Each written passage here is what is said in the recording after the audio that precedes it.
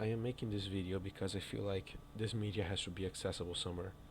Of someone saying the brutal and honest truth, not hiding their critiques because of a bias, so everybody can see it, even though 99% of people will not. And what I want to talk about is the furry community. The furry community is known for having an absolutely out of proportion amount of weird fetishes and what some people would call deviant behavior, degeneracy stuff, controversies, be it just on FX Foxglove, the creator of Boy Kisser, Zeono, which is a more obscure one. But anyhow, it happens a lot, and people just act like it's a coincidence. They say it's the weird side. Oh my god, it's the weird side out there. That's where all of it happens. It's out there. It just is. We don't know why. We don't know how. It just happens. Like stuff. We have nothing to do with it. You do. You do. From its core of anthropomorphic fiction, the furry community will not change because it is a fantasy.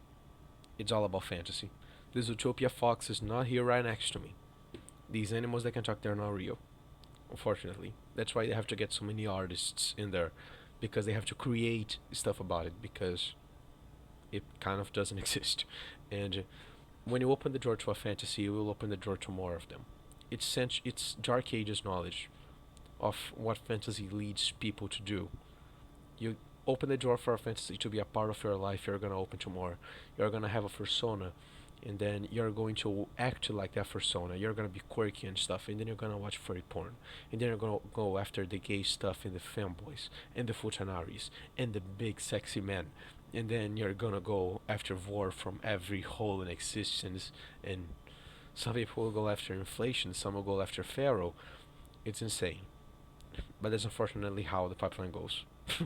And not exactly a pipeline, but you get what I'm saying. The thing that I'm trying to get is that this weird side of the community is not a coincidence, it's a consequence. And it's never going to go away, unfortunately for us. It's never going to go away because it's a consequence of the core of how the community is. And as long as the community is, the weird side will be. That's just how it is.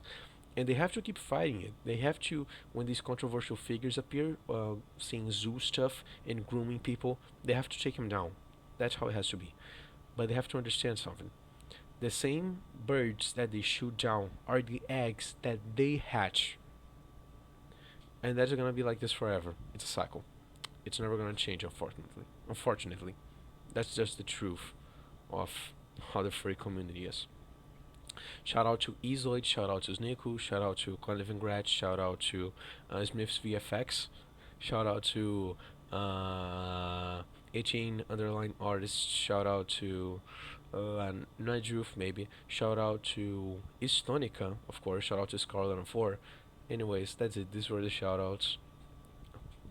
Thanks for watching. That's all.